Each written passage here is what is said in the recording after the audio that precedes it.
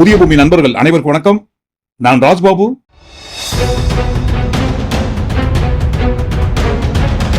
First ஸ்டார்டிங்லயே இந்த காணொலி பார்த்துருக்கோம். பார்க்க முடியாம அவர் பார்த்தோன்னே எங்களுக்கு அழுகுதான் வந்துச்சு. அவரை பார்க்கணுன்னே மெயினா வந்தது. இன்னைக்கு வந்து நான் வந்திருக்கேன்னா என் பொண்ணு அங்க ஐசியூல அட்மிட். ஆக்சுவலி எனக்கு ஒரு பொண்ணு, என் பொண்ணு உடம்பு சரியில்லாம ஹாஸ்பிட்டல் இருக்கா இப்போ. ஆனாலும் சார் பார்க்கணும்னு நாங்க பழனில இருந்து வந்திருக்கோம். நமக்கு ஒரு பிள்ளை இல்லையே என்று ஏங்குவோர் பலர் இருக்க, ஆனா பாருங்க, பெற்ற மகளை, அதுவும் ஒரே ஒரு குழந்தை அப்படின்னு அந்த மாதிரி சொல்றாங்க, ஒரே ஒரு மகளை ஐசியூல இருக்கிறவங்களை விட்டுட்டு சாரை பார்க்க வந்தேன் அப்படின்னு சொல்லக்கூடிய அந்த சார் யாருங்க? அப்படி பெற்ற மகளை ஐசியூல விட்டுட்டு சாரை பார்க்கணும்ன்ற அவசியத்துக்குரிய அந்த சாரு எப்பேற்பட்ட தியாகிங்க. அதைத்தான் பாருங்க இந்த காணொலிக்குள்ள ஒட்டுமொத்தமாக பார்க்க போறோம். அதற்கு முன்பாக நண்பர்கள் யார் யார் சப்ஸ்கிரைப் பண்ணாம இருக்கீங்களோ சப்ஸ்கிரைப் செய்து புதிய பூமிக்கு ஆதரவு தருமாறு கேட்டுக்கொண்டும், இந்த காணொலி மிக முக்கியமான காணொலி, நண்பர்கள் பொறுமையாக முழுமையாக பார்க்க வேண்டும் என்று அன்போடு கேட்டுக்கொண்டு இந்த காணொலிக்குள்ள இந்த ஆண்டு 2025 ஆண்டில் கடந்த செப்டம்பர் மாதம் 27 தேதி அன்று கரூர் வேலுச்சாமிபுரத்தில் நடிகர் விஜய் கூட்டிய கூட்டத்தில் ஏற்பட்ட நெரிசல் காரணமாக 41 பலிகள், ஏராளமானவர்கள் படுகாயமடைந்தார்கள். அந்த கரூர் துயர சம்பவம் நடந்து கிட்டத்தட்ட 40 தினங்கள் கடந்த நிலையில், 40 தினங்கள் கழித்துதான் பாருங்க விஜய் உட்பட எல்லாருமே வெளியே வந்திருக்காங்க. டிவிகே கட்சியோட பொதுக்குழு கூட்டத்தை நடத்தி தீர்மானம் எல்லாம் நிறைவேற்றம் பண்ணியிருக்காங்க. அந்த தீர்மானத்துல வன்மம், வக்கரம், பொறாமை, திமிரு, ஆணவம், அகம்பாவம், எகத்தாளம் இவை அனைத்தும் சேர்ந்த கலவையாகத்தான் பாருங்க அனைத்து தீர்மானங்களும் இருக்கிறது என்கின்ற உண்மை அந்த தீர்மானத்தோடு இருந்துட்டு போட்டோம். கரூர் துயர சம்பவத்தை வைத்து விஜய் செய்த அரசியல் இருக்கு இல்லைங்களா, அது ஆபத்தான அரசியல் என்று சொல்வதை காட்டிலும் கேவலமான, வன்மமான, வக்கரமான, இன்னும் ஒரு படி மேல போய் சொல்லணும்னு சொன்னா திராணியற்ற, திறனற்ற, வக்கற்றவர்கள் செய்கின்ற வன்மமான அரசியல். என்னங்க இவ்வளவு கடுமையான விமர்சனம் வைக்கிறீங்களே அப்படின்னு கோவப்படுறீங்க இல்லைங்களா? விஜயை ஃபாலோ பண்ற ஜாம்பிஸ் கூட்டம் யாராவது இந்த காணொலி பார்க்கும்போது கோவப்படுறீங்க இல்லைங்களா? அப்போ இதற்கு பெயர் கடுமையான விமர்சனம் என்று சொன்னால், அப்ப அந்த விஜய் மேடையில வைத்ததற்கு பெயர் என்னங்க? கரூர் வேலுச்சாமிபுரத்தில் விஜய் நடத்திய கூட்டம் தான் அது. விஜய் கூட்டிய கூட்டம், விஜயை பார்ப்பதற்காக கூடிய கூட்டத்தின் நெரிசல் ஏற்பட்டு இவ்வளவு உயிர்கள் பறிபோகுது. பாருங்க, நேற்றைக்கு வரைக்கும் கூட பாருங்க, அந்த நெரிசலுக்கும் அவருக்கும் எந்த ஒரு சம்பந்தமுமே இல்லாத மாதிரி ஒரு 1/4 இன்ச்சு அக்கௌண்டபிலிட்டி கூட எடுத்துக்கொள்ளாமல் ஒட்டுமொத்தமான பழியை தூக்கி முதல்வர் மேல போடுற அந்த வக்கர புத்தி, வண்ணம் பிடிச்ச புத்தி இருக்கு இல்லைங்களா, அது என்ன மாதிரி புத்தி அப்படின்றத இந்த காணொலியில டீகோட் பண்ண போறோம். விஜய் கட்சி தொடங்கி நடத்திய முதல் மாநாட்டில் அவர் சொன்ன வார்த்தை, நம்ம பேசுற பேச்சளவுல இல்லாம எல்லாமே செயல் செயல் செயல் செயல்னு சொன்னார் இல்லைங்களா, அந்த செயலை அந்த இடத்துல காட்டிடணும் இல்லைங்களா.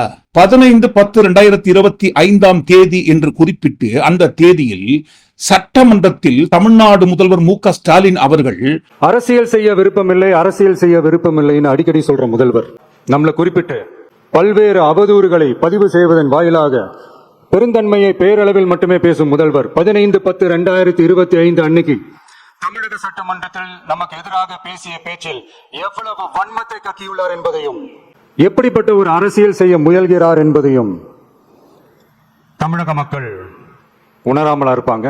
40 தினங்கள் பனையூர் பங்களாக்குள்ளவே பதுங்கி இருந்துட்டு 40 தினங்கள் கழித்து வராரு. ஓகே, புலி பதுங்கிறது பாயத்துக்கு தான் அப்படின்ற ஒரு ரேஞ்சில எங்க தளபதி எப்படி பாய போறாரு பாருங்கன்னு பில்டப் எல்லாம் கொடுத்துருந்தாங்க. ஒருவேளை உண்மையிலேயே எக்கச்சக்கமான சிசிடிவி ஆதாரங்கள்லாம் கொண்டு வந்து அந்த பொதுக்குழு மேடையில ரிலே பண்ணி காட்டுவாரு அப்படின்னு எதிர்பார்த்திருந்தாங்க. அதுவும் பாருங்க புட்டுக்குச்சு. இதற்கு முன்பாக வரை ரசிகர்கள், இளைஞர்கள், பட்டாளம், படை அப்படி இப்படின்னு அந்த படைக்கு பின்னாடி போய் ஒளிஞ்சிருந்தவரு நேற்றைக்கு பாருங்க சுப்ரீம் கோர்ட்டோட இடைக்கால உத்தரவோட காப்பியை கையில் வைத்துக் கொண்டு அந்த இடைக்கால உத்தரவுக்கு பின்னாடி போய் ஒளிஞ்சிருக்காரு. முதலில் விஜயை ஃபாலோ பண்ற ஜாம்பிஸ் கூட்டம் எல்லாருமே ஒரு விஷயத்தை புரிஞ்சுக்கணும். சுப்ரீம் கோர்ட்டு கொடுத்தது தீர்ப்பு அல்ல, ஏன் இடைக்கால தீர்ப்பு கூட கிடையாதுங்க, இடைக்கால உத்தரவுக்கும் தீர்ப்புக்கும் நிறைய வித்தியாசம் இருக்கு. இந்த வழக்கை குறித்து ஏற்கனவே நம்ம விரிவான காணொலியை 2 பதிவு பண்ணியிருந்தோம். நண்பர்கள் யாராவது காணொலியை பார்க்கலன்னா இந்த வீடியோக்கு கீழே டிஸ்கிரிப்ஷன் அந்த வீடியோட லிங்குகளை கொடுக்குறோம் பாருங்க. சுப்ரீம் கோர்ட்டு கொடுத்தது இடைக்கால தீர்ப்பு கூட கிடையாது, இடைக்கால உத்தரவு. சுப்ரீம் கோர்ட்டு கொடுத்த இடைக்கால உத்தரவோட ஜெராக்ஸ் காப்பியை கையில் வைத்துக் கொண்டு ஏதோ புதுவிதமான ரகசியத்தை டீகோட் பண்ணி வெளி உலகத்துக்கு சொல்ற மாதிரி பில்டப் பண்ணி படிச்சிருந்தார் இல்லைங்களா. படித்தது எல்லாமே சுப்ரீம் கோர்ட்டு சொன்னதுங்களா? இல்லைங்களா. உங்களுக்கு தேவையான பேராவை மட்டும் படிச்சுட்டு ஒட்டுமொத்தமா மூடி மறைச்சா எப்படிப்பா? நீங்க பிரேயர்ல கேட்டீங்க இல்லைங்களா, அந்த பிரேயரை திருப்பி நீங்களே ஏன் படிக்கிறீங்க? By the top officers of the police department may create doubt in the minds of the citizenry on impartiality and fair investigation. The faith and trust of the general public on the process of investigation must be restored in the criminal justice system. படிச்சுனே நிறுத்துறாரு. நிறுத்திட்டு வார்த்தைக்கு வார்த்தை supreme court Tamil Nadu கவர்மெண்ட்டை நறுக்கு நறுக்கு நறுக்கு நறுக்கு நறுக்கு நறுக்குன்னு கொட்டுச்சு அப்படின்னு சொல்றாரு இல்லைங்களா.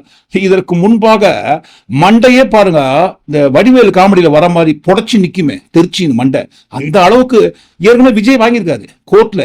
மண்டையிலேயே கொட்டி கொட்டி கொட்டி கொட்டி மண்டை வீங்கி போற அளவுக்கு உண்டான நறுக்கு நறுக்கு நறுக்கு நறுக்குன்னு கொட்டு நீதிமன்றத்துல விஜய் எக்கச்சக்கமா வாங்கியிருக்காரு. கோடிக்கணக்கில் காசை கொட்டி கொடுத்து வெளிநாட்டு காரை இறக்குமதி செய்வதற்கு இவர்கிட்ட காசு இருக்கும். இறக்குமதி செய்து நம்ம நாட்டுக்குள்ள கொண்டு வரணும்னு சொன்னா நம்ம நாட்டோட அரசாங்கத்துக்கு கோடிக்கணக்கில் வரி கட்டணும். அந்த வரி கட்டத்துக்கு என்கிட்ட காசு இல்லைன்னு சொல்லி நீதிமன்றத்துக்கு போனாரு. நீதிமன்றத்தில் இவர் வாங்கின கொட்டுனாங்க.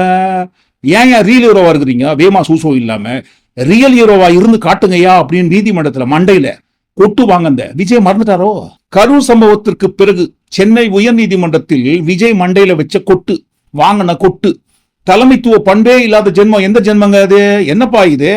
நீங்க கூட்டிய கூட்டம், உங்க கட்சிக்காக உங்களை பார்க்க வந்த கூட்டம், குழந்தையில இருந்து பெண்கள் இருந்து எல்லாரையும் அம்போன்னு விட்டுட்டு ஓடிட்டீங்களே, இதெல்லாம் ஒரு கட்சியாயா அப்படின்ட்டு மண்டை மண்டை மண்டை மண்டை வீங்குற அளவுக்கு தெரிக்கிற அளவுக்கு கொட்டு வாங்குது யாருப்பா? மூணாவது, சுப்ரீம் கோர்ட்டோட இன்ட்ரீம் ஆர்டர் இடைக்கால உத்தரவோட ஜெராக்ஸ் காப்பியை கையில் வைத்துக் கொண்டு பில்டப் பண்ணி அந்த இன்ட்ரீம் ஆர்டருக்கு பின்னால் ஒளிந்து கொண்டு உங்கள் மீது எந்த ஒரு தவறுமே இல்லாத மாதிரி ஒட்டுமொத்த பழியை தூக்கி முதல்வர் மேல போடுறீங்க இல்லைங்களா. சரி, அப்படி முதல்வர் மேல போடுற அந்த இடத்துல, பழியை தூக்கி போடுற அந்த இடத்துல ஏதாவது ஒரு ஆதாரம், ஒரு சின்ன ஆதாரம் டீகோட் பண்ற மாதிரி ஏதாவது கொடுத்திருந்தீங்களா? நேற்றைய தினம் விஜய் நடத்திய கூட்டத்தோட அந்த மேடையில் விஜய் முதல் அந்த கட்சிக்குள்ள இருக்கிறவங்க எல்லாருமே, முக்கியமா ஆதவ அர்ஜுனா பேசின எல்லா விஷயத்தையும் பாருங்க, காமெடியாக எடுத்துக்கொண்டால் சிரிச்சுட்டு போயிடலாம். என்ன பாருங்க, சீரியஸா எடுத்துக்கணும்னு சொன்னா நமக்கு பிபி ஏறிடும். ஏன்னா அவ்வளவு வன்முறையை தூண்டுவதற்கு தூண்டுகோலாக பாருங்க அந்த மேடையில எல்லாருமே தூண்டி விட்டுருக்காங்க. அந்த விஜய் வேடிக்கை பார்த்து ரசிச்சுட்டு இருக்காரு, சிரிச்சுட்டு இருக்காரு. அமைதியாக இருக்கும் தமிழ்நாட்டுல வன்முறை ஏற்படுத்தி கலவரம் வெடிக்கிற அளவுக்கு இவங்க செய்யற அந்த திட்டம் இருக்கு இல்லைங்களா, அந்த திட்டத்தை குறித்து இந்த காணொலியோட மறுபகுதியாக நாளைய தினம் பார்ப்போம். இந்த காணொலியில் விஜய் கிட்ட ஏதாவது ஆதாரம் இருக்கா? உதாரணத்திற்கு 15/10/2025 அன்று தமிழக சட்டமன்றத்தில் நமக்கு எதிராக பேசிய பேச்சில் எவ்வளவு வன்மத்தை கக்கியுள்ளார் என்பதையும், எப்படிப்பட்ட ஒரு அரசியல் செய்ய முயல்கிறார் என்பதையும், நமக்கு எதிராக முதல்வர் கொட்டி தீர்த்த வன்மம் அப்படின்னு சொன்னார் இல்லைங்களா, அந்த இடத்துல என்ன வன்மத்தை பரப்பினாரு முதல்வர் சொல்லணும் இல்லைங்களா. விஜய் சொன்ன அந்த தேதியில் தமிழ்நாடு சட்டமன்றத்தில் முதல்வர் மு.க. ஸ்டாலின் அவர்கள் முதலில் சொன்ன விஷயம், கரூர் மாவட்டத்தில் இருந்த துயர சம்பவம் ஒட்டுமொத்த தமிழ்நாட்டு மக்களின் மனதையும் உலுக்கியது. நம் அனைவரையும் பெரும் அதிர்ச்சிக்கும் சோகத்திற்கும் உள்ளாக்கியது. இறந்து போனவர்களுக்கு ஆழ்ந்த அஞ்சலியை நான் செலுத்துகிறேன். உறவுகளை இழந்தவர்கள் அனைவருக்கும் எனது ஆழ்ந்த இரங்கலையும் தெரிவித்துக் கொள்கிறேன். கரூர் வேலுச்சாமிபுரத்தில் கடந்த 27/9/2025 அன்று தமிழக வெற்றிக் கழக கட்சியினுடைய தலைவர் அவருடைய அரசியல் நிகழ்ச்சி நடைபெற்றது. அந்த கட்சியின் கரூர் மேற்கு மாவட்ட செயலாளர் இதற்கான அனுமதியை கோரி பல்வேறு இடங்களில், அவர் அனுமதி கோரிய இடங்களில் போக்குவரத்து நெரிசல் இருக்கும் என்பதாலும், பொதுமக்களுக்கு தொல்லை ஏற்படும் என்பதாலும், பாதுகாப்பு காரணங்களாலும் அனுமதி வழங்கவில்லை. முதல்வர் பேசின இந்த வீடியோவை கொண்டு வந்து அந்த மேடையில ப்ரொஜெக்டர் வச்சு ஃப்ரேம் பை ஃப்ரேம் போட்டுட்டு ஒவ்வொரு இடத்துலயும் அவர் முதல்வர் பேசுறத போட்டுட்டு அந்த இடத்த நிறுத்தி போய் சொல்றாருங்க அப்படின்ட்டு ஆதாரபூர்வமாக ஆதாரத்தை கொடுக்க முடியுதுன்னு. என்ன ஆதாரம் இருக்கு உங்ககிட்ட? இப்போ இடத்தை குறிப்பிட்டு அனுமதி வாங்கிய தேதியையும் குறிப்பிட்டு சட்டமன்றத்தில் பதிவு பண்றாரு.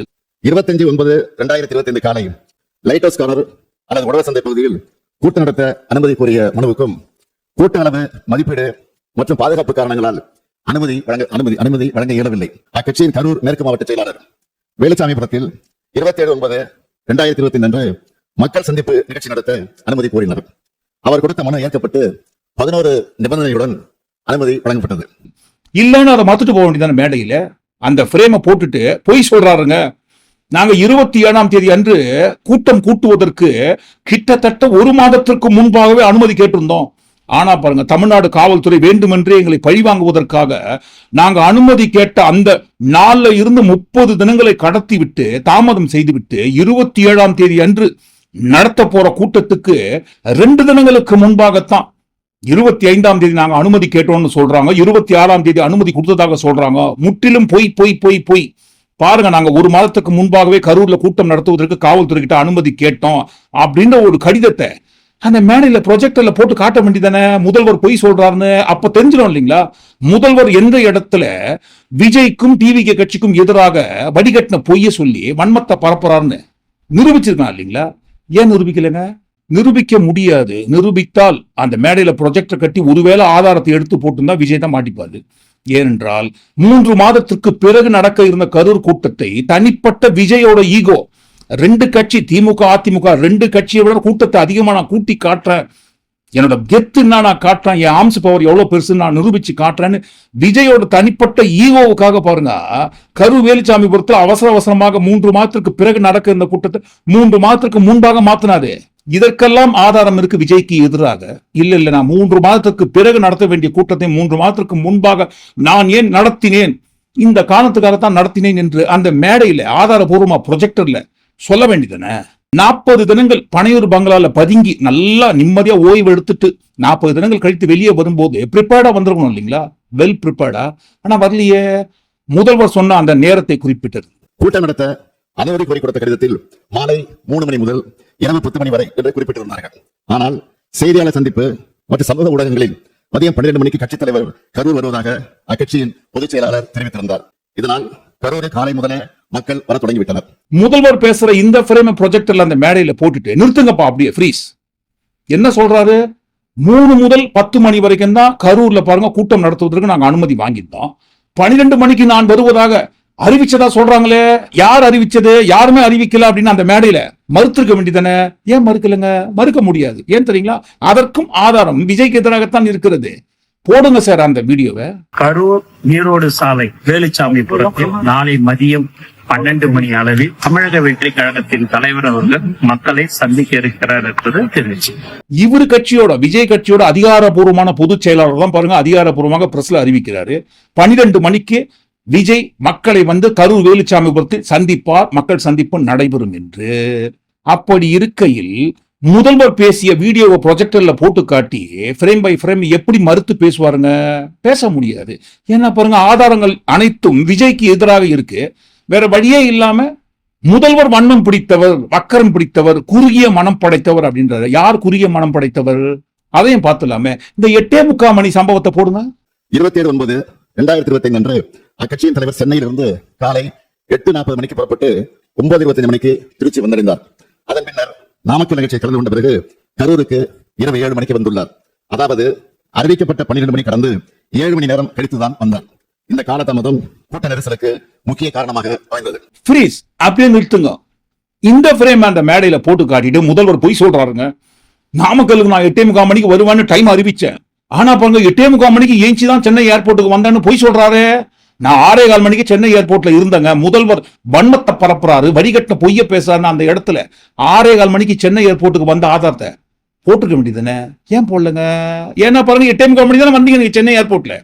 நேரம் பதிவாகி இருக்கு. எப்படி மறுத்து பேச முடியும்?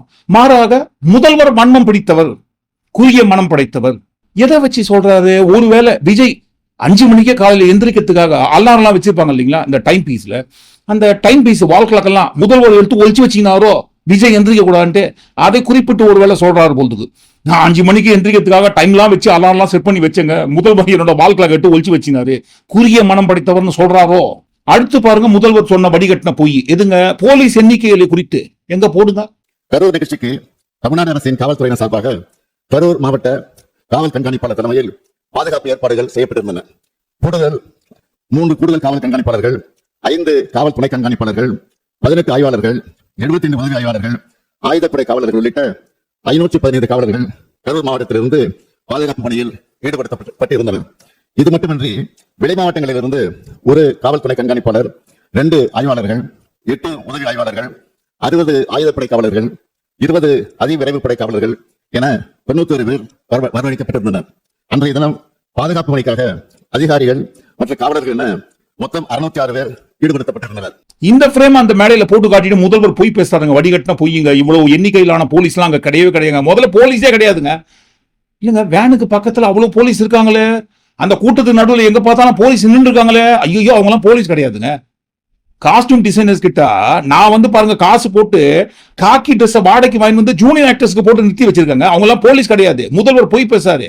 நான் பாருங்க என்னோட பாதுகாப்புக்காக சும்மா போலீஸ் மாதிரி செட்டப் பண்ணி வச்ச சினிமா போலீஸுங்க. அவங்க எல்லாம் ரியல் போலீஸ் இல்லைன்ட்டு மறுத்து சொல்லிக்க வேண்டியதானே? மேடையில சொல்ல முடியாது, மறுத்து பேச முடியாது. ஏனென்றால் கரூர்ல இவர் பேச தொடங்குவதற்கு முன்பாகவே நன்றி தெரிவித்தது யாருக்குங்க? முதல்ல போலீஸ் டிபார்ட்மெண்ட்டுக்கு என்னுடைய மனமார்ந்த நன்றிகள். அவங்க இல்லனா அந்த பைபாஸ்ல இருந்து இந்த ஸ்பாட்டுக்கு என்னால வந்திருக்க முடியுமான்னு எனக்கே தெரியல. So once again thank you so much. இல்லாத ஒரு காவல்துறைக்கு, பாதுகாப்பு கொடுக்காத போலீஸுக்கு, அங்க பாயிண்ட்லயே இல்லாத போலீஸுக்கு எதுக்கு நன்றி சொல்லுங்க? ஒருவேளை முதல்வர் சொன்ன அந்த விஷயத்தை மறுத்து மேடையில் ஆதாரத்தை போட்டா இவர் தான் அசிங்கப்பட்டு நிக்கணும். அப்ப இந்த இடத்துல யாரு வண்ணம் பிடிச்சவரு, வக்கரம் பிடிச்சவரு, குறுகிய மனம் படைத்தவரு, வடிகட்டின போய் பேசவருங்க? அடுத்து கூட்டம் எந்த அளவுக்கு கூடும், எவ்வளவு பேர் வருவாங்க, இவ்வளவு பேர் தான் வருவாங்கன்னு கரெக்டான எண்ணிக்கை 10,000 பேர்ன்ற ஒரு எண்ணிக்கை குறிப்பிட்டு அனுமதி வாங்கந்து யாருன்னு முதல்வர் சொன்னாரு? காவல்துறையை பொறுத்தவரை வழக்கமாக அரசியல் பரப்புரை கூட்டங்களுக்கு வழங்கப்படும் பாதுகாப்பு காவலர் எண்ணிக்கையை விட அதிகமாகவே வழங்கப்பட்டிருந்தது. பொதுக்கூட்ட நிகழ்ச்சி ஏற்பாட்டாளர்களால் 10,000 பேர் வருவார்கள் என்று தெரிவிக்கப்பட்ட நிலையில் அதைவிட அதிகமாக கூட்டம் வரும் என்று எதிர்பார்த்து கூடுதல் பாதுகாப்பு ஏற்பாடுகள் செய்யப்பட்டன. முதல்வர் பேசின இந்த பிரேம் மேடையில போட்டுட்டு போய் நாங்க 10,000 பேர் வருவாங்கன்னு எழுதியே கொடுக்கலங்க. இதெல்லாம் கட்டுக்கதுங்க. எங்க காட்டுங்க, நாங்க கொடுத்த அனுமதி கடிதம் ஏதாவது அப்படி எழுதியிருக்கான்னு ஒருவேளை போடுறாருன்னு வச்சுக்கோங்களேன், 10,000 பேர் இருக்கும். ஏன்னா பாருங்க 10,000 பேர்கள் வரக்கூடும் அப்படின்னு இவங்க தான் பாருங்க நம்பர்ஸை குறிப்பிட்டு அனுமதி கேட்டிருக்காங்க. அந்த கடிதம் இருக்கு. அடுத்து முதல்வர் அவர்கள் சொன்ன அந்த தண்ணி, சாப்பாடு, அடிப்படை வசதி, குடிய தண்ணி சொல்றாரு. இங்கே அனைத்து கட்சி சார்ந்தவர்களும் இருக்கிறீர்கள். உங்கள் அனைவருக்கும் தெரிந்த விஷயம்தான். கூட்ட ஏற்பாட்டாளர்கள் சில முக்கியமான ஏற்பாடுகளை செய்ய வேண்டும். அவை அன்றைய தினம் கரூரில் செய்யப்படவில்லை. காலை முதல் காத்திருந்த மக்களுக்கு போதிய குடிநீர் இல்லை. உணவு வழங்க எந்த விதமான ஏற்பாடுகளும் நிகழ்ச்சி ஏற்பாடு செய்தவர்களால் செய்யப்படவில்லை. இயற்கை பாதைகளை கழிக்க பெண்களால் வெளியில் செல்ல முடியவில்லை. இந்த பிரேமை மேடையில போட்டு காட்டி போய் வன்மம் பிடித்த, குறுகிய மனம் படைத்த, வக்கரம் பிடிச்ச முதல்வருங்க. என்னங்க இது இதை போல பண்றாருங்க அக்கிரமம். அங்க பாருங்க வீடியோ ஆதாரத்தை பாருங்க. நான் தான் சுத்தி ட்ரோன் கேமரா 8K ஃபெசிலிட்டிஸ்ல வச்சிருக்கேன். பதிவு செய்த கேமராக்களை பாருங்க. 30 லட்சத்துல இருந்து 60 லட்சம் தண்ணி நாங்க அங்க இறக்கி இருக்கோம். அங்க பாருங்க எவ்வளவு சப்ளை பண்ணிருக்காங்க பாருங்க. வேனா, கேனா, டன்னு இறக்கிருக்காங்க பாருங்க அப்படின்ற ஒரு ஆதாரத்தை அந்த மேடையில போட்டுக்க வேண்டியதுங்க. இத்தனை லட்சக்கணக்கான லிட்டர் தண்ணிகளை என்னை பார்ப்பதற்காக கூடி இந்த கூட்டத்துக்கு சப்ளை பண்ணணும்னு சொல்லி ஏன் போடல தெரியுங்களா? பாட்டிமா மாட்டி விட்டுருவாங்க. ஏன்னா அவங்க பேசின வீடியோ இருக்கு. என் பேர் சரஸ்வதிங்க. எங்கள் பையன் கடை வச்சுருக்காங்க. அவனும் உடம்பு முடியாதவனுங்க. 4வது ராசு வேல்சாம்பரம் 4வது ராசுக்குது. காலையில் 10 மணிலேருந்து நிறைய பேர் 1-2 சுடிச்சு வராங்கன்னு வந்துக்கிட்டு போய்கிட்டு இருந்தாங்க. அப்போல்லாம் கூட்டம் மணிக்கு ஒரு 10 பேர் 20 பேர் போகிறாங்க. 11 மணி ஆச்சு. 10 50 பேர் 100 பேர் தண்ணி வந்தாங்க. அப்புறம் தண்ணி கொடுத்தவங்க தண்ணி இருக்க வரலாம் கொடுத்தா தீர்ந்து போச்சுங்க. தண்ணி தீர்ந்து போச்சு, ஜூஸும் தீர்ந்து போச்சு. அப்புறம் 2-3 பேர் 12 மணி 1 மணி ஆனால் எல்லாம் மயக்கமாக இருக்குன்னு வந்து இங்கே விழுகுறாங்க. அந்த வாசப்படியில் விழுகுறாங்க. கூட்டு தாங்க முடியல. என்னால் உள்ளேருந்து ஒன்றுமே எடுத்து கொடுக்க, ஜூஸ் தீர்ந்து போச்சுன்னா நம்ப மாட்டேங்கிறாங்க. ஃப்ரிட்ஜே திறந்து போட்டுருங்க, பார்த்துக்குங்க. அப்புறம் பைப் இருக்குது உள்ள, பாட்டில் பிடிச்சி கொடுத்தா 2-3 பேர் வாங்கி குடிச்சாங்க. ஒரு ஆள்னா அங்கேருந்து வந்து ஒரு மயக்க மட்டும் வாசப்படியிலேயே விழுந்துட்டார். அங்கே 2 பேர் போய் படுத்துக்கிட்டாங்க. இந்த வாசப்படியில் போய் படுத்துக்கிட்டாங்க 5-6 பேர். 4 மணி ஆனால் கூட்டம் எங்களால் தாங்க முடியல. கடை சாத்தலாம்னு பார்த்தாலும் கூட்டம் வந்துகிட்டே இருக்குது. பார்த்துக்கோங்க. விஜய் கூட்டிய கூட்டம் ஏன் சொல்றோம்னு சொன்னா, நாளைக்கு இந்த காணொலியோட மறுபகுதியில் வெளியிடும் போது அதனுடைய ஆதாரத்தை அந்த காணொலி பார்ப்போம். இந்த காணொலி ரொம்ப பெருசாயிடும். விஜயை பார்ப்பதற்காக விஜய் கூடியிருந்த கூட்டம் பாருங்க தண்ணி இல்லாம தவிச்சிருந்திருக்காங்க. அந்த பாட்டிமா என்ன சொன்னாங்க? நான் வழக்கம் போல கொஞ்சம் குடி தண்ணி தான் வாங்கி வச்சேன்ப்பா, தெரிஞ்சிருந்தா இன்னும் அதிகமா வாங்கி வச்சிருப்பேன். என்கிட்ட குடிக்கிறதுக்கு அவள் தான் குடி தண்ணி இருந்தது. அது மட்டும் கிடையாது, ஃபுட் பேக்கெட் அத்தனை மணி நேரங்களாக காத்து கொண்டிருக்கும் அந்த கூட்டத்துக்கு தம்மா துண்டு ஒரு ஃபுட் பேக்கெட் நீங்க கொடுத்தீங்களா? சிப்ஸ் பேக்கெட் எல்லாத்தையும் எடுத்துட்டு போயிட்டு சாப்பிட்டுட்டு காசோ கொடுக்குறீங்களா? பரவாயில்ல போட்டோன்னு விட்டாங்களாம். இதெல்லாம் அவங்க இஷ்டத்துக்கு எடுத்துக்கிட்டு சாப்பிட்டாங்க. சரி, அது கூட போயிட்டு கொடுத்துட்டோம். கடலை மிட்டாயி சிப்ஸ் எல்லாம் எடுத்து சாப்பிட்டாங்க. அப்புறம் சாயங்காலம் இதை வராங்க அதை வராங்கன்னா 7 மணி வரலாம் கிளம்புங்க. அப்புறம் தான் ஆம்புலன்ஸ் இதுக்குள்ளே வந்துச்சுங்க. ஏன்னா ஆம்புலன்ஸ்ல வருதுன்னா எல்லாம் மயக்க போட்டு விழுத்தாங்க. போறவங்க வரவங்களாம் சொல்லிட்டாங்க. இங்கிருந்து ரோட்டுக்கு போக முடியல, வழியே தெரியல சில பேருக்கு. உணவு வசதி எதுவும் செய்யவில்லைன்ற பிரேம முதல்வர் பேசின அந்த பிரேம மேடையில் போட்டு காட்டி பொய் சொல்றாருங்க. அங்க பாருங்க, நான் 40,000 பேக்கெட் 40,000 இருந்து 60,000 பேக்கெட் வரைக்கும் ஃபுட் பேக்கெட் நான் சப்ளை பண்ணிருக்கேன். அங்க பாருங்க, நான் ஏற்பாடு பண்ணி வச்சிருக்கேன் அந்த 8K ட்ரோன் கேமரா சுத்தி ரெக்கார்ட் பண்ணிருக்காங்க. பாருங்க, 60,000 ஃபுட் பேக்கெட் அங்க வந்து இறங்குச்சே.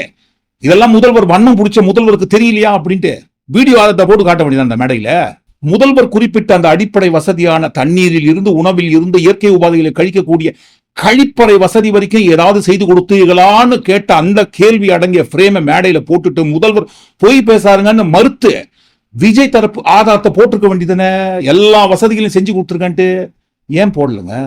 40 தினங்கள் நல்லா நிம்மதியா தூங்கி எந்திரிச்சு ரெஸ்ட் எடுத்துட்டு வந்து ஃப்ரெஷ்ஷா வந்து இறங்கும் போது ஆதாரத்தோட வந்திருக்கணும். வெல் ப்ரிப்பேர்டெல்லாம் வந்து முதல்வர் பேசின அந்த வன்மம் பிடிச்ச வக்கரத்துக்கு மறுப்பு கொடுத்துருக்கணும். இதுக்கே எப்படின்னா மற்றதுலாம் எப்படி? இதுதான் மிக மிக முக்கியமான பாயிண்ட். அதாவது நறுக்கு நறுக்கு நறுக்கு நறுக்குன்னு கொட்டு யாரு விசாரணையோட இறுதியில வாங்க போறாங்கன்னு தெரியக்கூடிய முக்கியமான பாயிண்ட். கரூர் மாவட்ட எல்லை தவிட்டுப்பாளையம் சோதனை சாவடி நிகழ்ச்சிக்கு பின் கேரவன் வாகனத்தை பின்தொடர்ந்து பெருவாரியான ரசிகர்களும் கட்சியினரும் நிகழ்ச்சி நடைபெறும் இடத்திற்கு வந்து கொண்டிருந்தனர். நிகழ்ச்சி நடைபெறும் பகுதியில் கூட்டம் அதிகமாக இருந்ததாலும் பிரச்சார வாகனத்தின் பின்னால் ஏராளமானோர் வந்ததாலும் கரூர் நகர உட்கோட்ட காவல் துணை கண்காணிப்பாளர் அவர்கள் பிரச்சார வாகனத்தில் இருந்த ஏற்பாட்டாளர்களை அக்ஷயா மருத்துவமனை அருகே நிறுத்தி கூட்டத்தில் உரையாற்றுமாறு அறிவுறுத்தி இருக்கிறார்கள். அதற்கு நிகழ்ச்சி ஏற்பாட்டாளர்கள் முன்பே அனுமதிக்கப்பட்ட இடத்தில் தான் பேசுவோம் என்று பிடிவாதமாக தொடர்ந்து முன்னேறி சென்றனர். கரூர் மாவட்ட காவல் கண்காணிப்பாளர் அக்கட்சியினுடைய இணைச் செயலாளரிடம் பலமுறை தொடர்பு கொண்டு பிரச்சார வாகனத்தை நிறுத்துமாறு கேட்டுக்கொண்டும் அவர் தாவேகா கட்சியின் தலைவர் தனது உரையை தொடங்குமாறு கேட்டுக்கொண்டார். காவல்துறையின் வழிமுறைகளை மீறி வாகனம் அக்ஷனா மருத்துவமனையிலிருந்து 30-35 மீட்டர் தூரம் சென்றபோது இருபுறமும் இருந்த கூட்டத்தினரையே இது நிலைகுலைய செய்தது. இதனால் கூட்டத்தில் பல இடங்களில் அலைமோதல் ஏற்பட்டிருக்கிறது. கூட்டத்தில் இருந்த பெண்கள் மற்றும் குழந்தைகள் மத்தியில பீதி, மூச்சு திணறல், மயக்கம் மற்றும் நெரிசல் ஏற்பட்டது.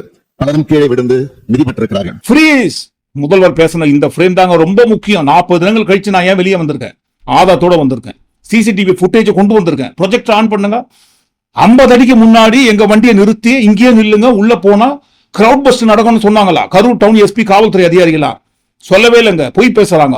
நாங்க நின்னோம், உள்ள வந்தா கூட்ட நெரிசல் ஏற்படும், விபரீதம் ஏற்படும் அப்படின்ட்டு. காவல்துறை அதிகாரிகள் தான் எங்களை வலுக்கட்டாயமா இழுத்துட்டு வந்து அந்த இடத்துல நெரிசல் ஏற்பட்ட அந்த இடத்துல எங்க வண்டியை கொண்டு வந்து நிறுத்தினாங்கன்ட்டு ஆதாரத்தை போட்டுக்க வேண்டியது. அந்த மேடையில 40 தினங்கள் நல்லா தூங்கி எஞ்சி ரெஸ்ட் எடுத்து வந்திருக்கீங்க இல்லைங்களா? ஆதாரத்தோட வந்திருக்க வேண்டியதானே.